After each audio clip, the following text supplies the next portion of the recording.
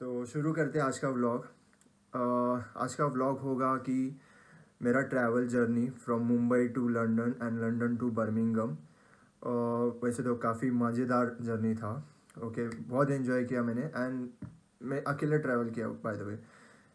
अकेले ट्रैवल किया क्योंकि साथ में कोई नहीं था।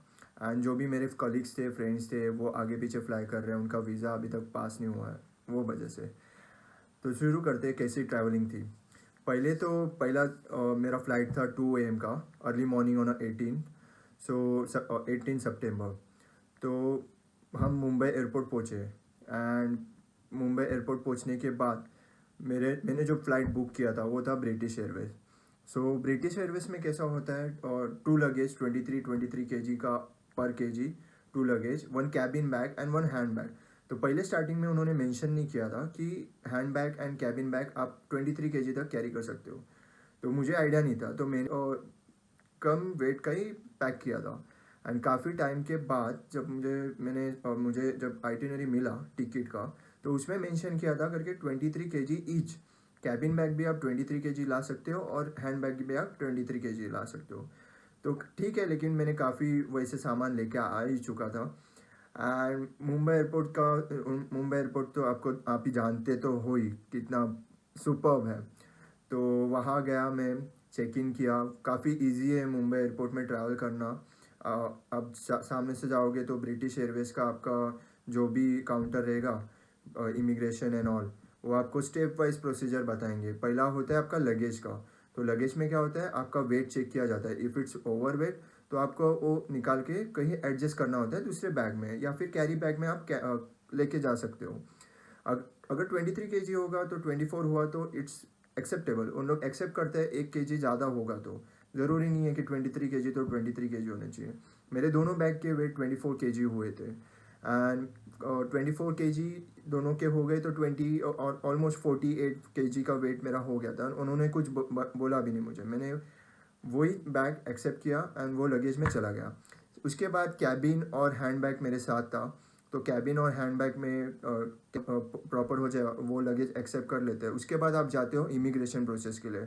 वहाँ पे सिग्नल्स एंड साइंस सब दिए गए हैं। अगर आपको फिर भी नहीं समझा कहाँ जाना है इमिग्रेशन के लिए, आप कोई भी ब्रिटिश एयरवेज के वर्कर्स या हेल्प वहाँ पे काउंटर पे बैठे रहते हैं, उनको पूछ सकते हैं कि इमिग्रेशन का स्टेप्स कैसा है, कहाँ से जाना है। वो आपको गाइड करेंगे, बता देते हैं। आप हिंदी में पूछना चाहते हैं हिंदी में पूछ सकते हैं। अगर आप कंफर्टेबल नहीं हो इंग्लिश में तो हिंदी में पूछे।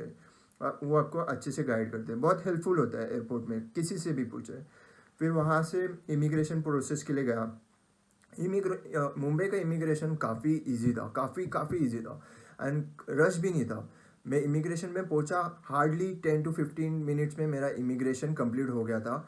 उन्होंने इनफैक्ट मेरा पासपोर्ट देखा उन्होंने कि मैं महाराष्ट्रन हूँ। तो मराठी में मुझे काफ़ी क्वेश्चंस पूछे गए करके, आप कहाँ जा रहे हो, कौन सा यूनिवर्सिटी, फर्स्ट टाइम पढ़ने के लिए जा रहे हो क्या, इससे पहले आप बाहर का हो क्या। तो मैंने सारे जवाब दे दिए थे। एंड उसके अलावा उन्होंने कोई अलग क्वेश्चन तो पूछा नहीं। एंड कितने साल के लिए जा रहे हो ये पूछा गया था। एंड कौन से कंट्री में विजिट कर रहे हो, वीज़ा के बारे में पूछा था। तो मैंने सारे जवाब दिए। इतना कोई हार्ड होता नहीं है, काफ़ी इजी होता है। आपको चाहिए तो आप हिंदी में भी जवाब दे सकते हैं, ज़रूरी नहीं है कि इंग्लिश में ही देना है। एंड इमिग्रेशन होने के बाद आपका कोई काम नहीं है, आपको सिर्फ जाके कोई लॉन्च में बैठ सकते हो, लेकिन वो काफ़ी एक्सपेंसिव हो जाएगा। तो आप वेटिंग रूम में जाके या फिर वेटिंग एरिया में जाके आप वेट कर सकते हो। एंड इसके अलावा मुंबई एयरपोर्ट में काफ़ी जन को पता नहीं है, फ्री वाईफाई अवेलेबल है एंड काफ़ी अच्छा स्पीड भी है वाईफाई का। तो फ्री वाईफाई अवेलेबल कैसा करना है, तो आपको एक सेटिंग में जाना है, वाईफाई अवेलेबिलिटी चेक करना है। तो वहाँ पे 3-4 वाईफाई आ जाता है। एक मुंबई फ्री वाईफाई रहता है, एक टाटा समथिंग वाईफाई है। आप देख सकते हो। आप वाईफाई पासवर्ड मेंशन करना होता है। तो आप जैसे क्लिक करोगे मुंबई वाईफाई पे, तो वो थोड़ा टाइम लेगा। पहला तो अनसिक्योर्ड नेटवर्क दिखाएगा, वो कनेक्ट हुआ रहेगा लेकिन अनसिक्योर्ड नेटवर्क रहेगा। तो आपको सिर्फ क्या करना है, वेट करना है 10 मिनट्स का। जैसे 10 मिनट्स होते हैं फिर वो ऑटोमेटिक आपको एक पेज लोड हो जाएगा। उसमें आपको फ़ोन नंबर मेंशन करना है। आपका जो इंडियन नंबर रहेगा वो आपको डालना है। आप एक बार वो इंडियन नंबर डालोगे, फिर उसके बाद आपके फ़ोन में OTP आएगा। OTP आने के बाद OTP मेंशन करना है। फिर आपको 45 मिनट्स तक आपको वाईफाई फ्री मिलेगा। आप अपने कलीग से, अपने फैमिली से कांटेक्ट कर सकते हैं। ये बहुत जन को पता नहीं था, इनफैक्ट मुझे भी नहीं पता था। एंड मैं वहाँ पे जब गया तो मैं सिम एक्चुअली बाय किया, जो मुझे बहुत कॉस्टली गिरा। 4500 तक मुझे वो सिम गिरा एंड बहुत कॉस्टली था। It's no use actually. वो 3 मंथ्स का पैकेज है, अगर आपको चाहिए तो आप ले सकते हो। लेकिन अफोर्डेबल नहीं है, एक्सपेंसिव है। मुझे एक्चुअली भारी गिर गया और ठीक है, पर गलती से ही इंसान सीखता है। तो इसके बाद मैंने जब मुझे सब समझा करके, अरे ये तो मुंबई का फ्री वाईफाई है, एंड इन्होंने तो बना दिया है मुझे अच्छा खासा बना दिया है।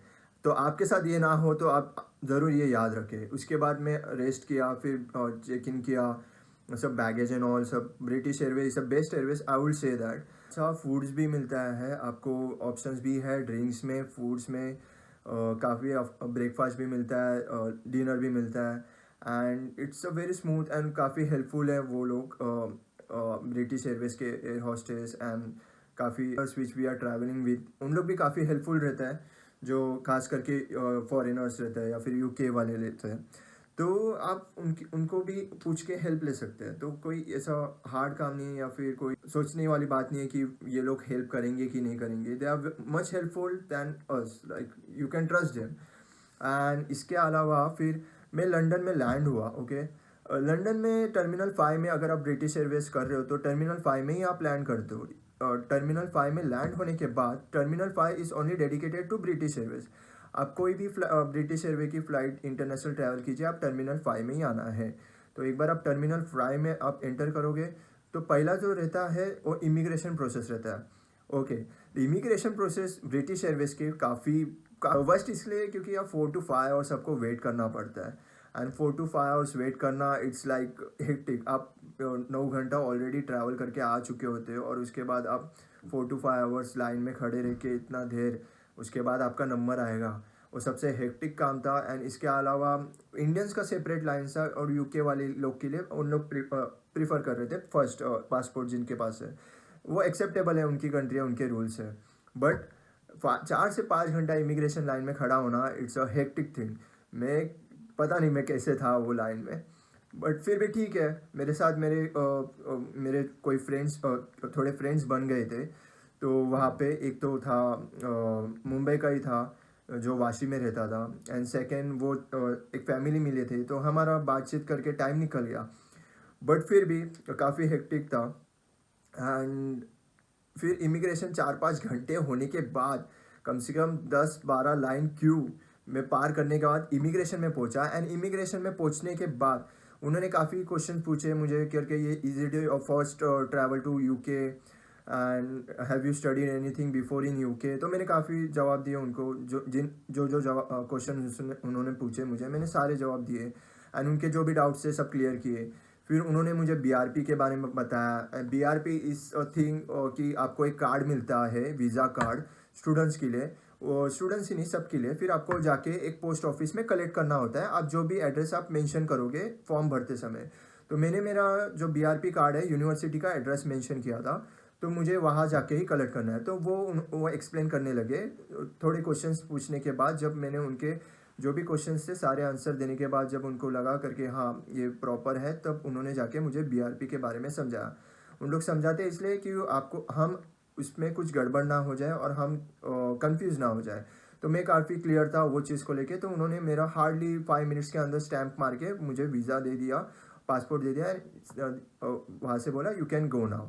तो मैंने सब कैरी किया, सब डॉक्यूमेंट्स आपको कैरी करना है इमिग्रेशन के लिए। इमिग्रेशन के लिए क्या क्या डॉक्यूमेंट्स लगता है, ये मैं बताना भूल गया। तो क्या क्या लगता है, पहला तो आपका पैसेंजर लोकेटर फॉर्म लगता है। उसके बाद जो आपने जो बुक किया रहेगा, कोविड टेस्ट बुक किया रहेगा डे 2 एंड डे 8 का, वो रिसिप्ट लगता है। एंड उसके बाद आपका पासपोर्ट लगता है, एयर टिकट लगता है। एंड कोविड टेस्ट, जो नेगेटिव कोविड टेस्ट रहेगा, आप 48 आवर्स के प्रेयर लेते हो फ्लाइंग के, 24 आवर्स प्रेयर लेते हो फ्लाइंग के, तो वो एक लगता है। ये 5 चीज़ आपका मेन है आप इमिग्रेशन को के टाइम बताने के टाइम। एंड एक यूके वीआई जो लेटर आता है आपके घर पे बीआरपी का, वो भी लगता है। वो पूछते हैं कि बीआरपी का लेटर आपको लाए हो या नहीं लाए हो। तो वो मेन है, अगर वो नहीं लाए रहेंगे तो आप थोड़े प्रॉब्लम में हो जाओगे, फंस जाओगे। तो बेटर है आप वो कैरी कीजिए। फिर इसके बाद आपका हो जाता है इमिग्रेशन। आप इमिग्रेशन के बाद आप अपना लगेज ले सकते हो, और terminal 5 is connected to the luggage system. तो आप जहाँ भी जाओगे आपका लगेज वहाँ मिल जाएगा। एंड लंदन से कैसे ट्रैवल करना है वो एक चीज़ है। आप एक बार एयरपोर्ट से बाहर निकले, आपने इमिग्रेशन किया, इमिग्रेशन पहुंचने के लिए भी आपको ट्रेन लेना पड़ता है।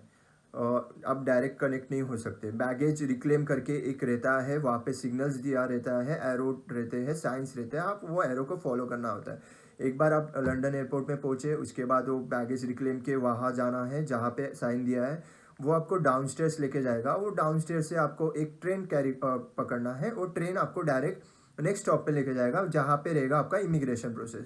तो ट्रेन आपको कैच करना होगा। एक बार आप उतरे, फिर आपको डाउनस्टेयर्स उतरना है एक्सकलेटर से, उसके बाद आपको ट्रेन पकड़ना है। ट्रेन पकड़ के आपका नेक्स्ट स्टॉप ही आपका रहेगा बैगेज रिक्लेम। तो उसमें आपको रहेगा इमिग्रेशन प्रोसेस। इमिग्रेशन होने के बाद आपका नेक्स्ट स्टॉप आता है बैगेज, जहाँ पे आपका बैग होता है। वहाँ पे मेंशन होता है कौन से फ्लाइट का कहाँ बैगेज रिक्लेम रहेगा, आपका कहाँ बैग आपको मिलेगा। कोई बात नहीं है, 4-5 घंटा आप लाइन में खड़े रहे थे, आपका बैग का काफ़ी टाइम हुआ रहेगा लैंड होके, एंड बैग का आपको टेंशन आया रहेगा। कोई टेंशन लेने की बात नहीं है, आपको बैग वही जगह पे वहाँ ही मिलेगा, भले आपको 6 से 7 घंटा होने बीत गया होगा तो भी आपको बैग वहाँ पे मिलेगा। आपको जाके वहाँ से उठाना है। एंड वहाँ पे भी काफ़ी रोज होते हैं, 1 2 3 4 से लेके ऑलमोस्ट 10 तक। आपको वहाँ पे भी मेंशन किया रहता है। अगर फिर भी आपको नहीं रीड कर पाए, आपको नहीं समझा कि कहाँ पे आपका बैगेज है, आप अपने ब्रिटिश एयरवेज सर्विस सेंटर के वहाँ पे कौन से फ्लाइट का नंबर से आपको बता देते हैं कौन से नंबर पे आपको बैगेज मिल जाएगा। तो वहाँ जाके आपको बैगेज रिक्लेम करना है, वहाँ से उठा के आपको ट्रॉली में डालना है। ट्रॉली से आप बाहर आ सकते हो, वहाँ पे एग्जिट ऑप्शन